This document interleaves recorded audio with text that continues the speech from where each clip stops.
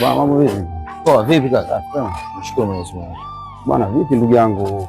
Unaona unatembea barabarani, kushika kinywaji, unajiachia, unakunywa barabarani. Inaonekana wewe uogope hata kula unakula barabarani ukiwa unatembea. Na ukizingatia sasa hivi tuko ndani ya mwezi mtukufu wa Ramadhani, tuko kwenye saumu. Samani, wewe ni Muislamu? Ya, mimi ni Muislamu. Inaonekana hivyo. Naonekana nje mpaka ndani kwenye moyoni mwangu. Unanifahamu mimi? Na ndio maana nikaanza na wewe kwa samani kwa sababu hatufahamiani. Mimi sio Muislamu. Mimi napaswa kuamini unachoamini wewe? Yaani kwa sababu wewe umefunga unataka kila unayekutana naye njiani naye awe amefunga kweli? Kwa sababu wewe ni Muislamu unataka kila unayekutana naye awe Muislamu kwa sahihi kweli?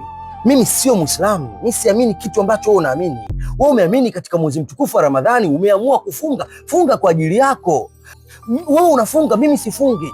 Wewe Muislamu, mimi si Muislamu. Alafu labda nikukumbushe kitu. Hii nchi haina itikadi za kidini.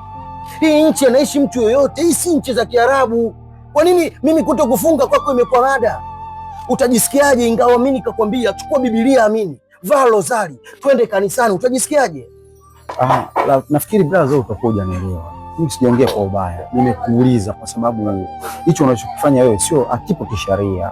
Wewe hapo unatukosea basi sisi ambao tumefunga, kwa sababu wewe hujafunga unaamua kufanya vitu vya makusudi.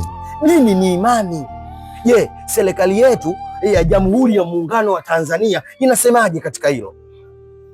Kwamba wewe umefunga na mimi nifunge, wewe hauli na mimi nisile. Alafu mbona mnajaji sana vinavyoonekanika? Ni mbona mnafanya vitu ambavyo havionekaniki kwa macho na sisi hatujaji? Au unataka tuzungumze nini ili tuelewane? Kwa hiyo wewe unaamini kuvaa kanzu na kunihimiza mimi kufunga, wewe umemaliza, unaamini utaenda peponi? Wewe hauna ndugu, hauna jamaa. Kwa nini unaonehuruma nafsi ambayo haihusiani na wewe? Wapende waliokuzunguka kwenye maisha yako. Sio kila anayepita barabarani utake aishi maisha yako. Ishi maisha yako ya ukweli. Mimi nafikiri hebu samahani, naomba tusameheane. Lakini sijaongea jambo baya.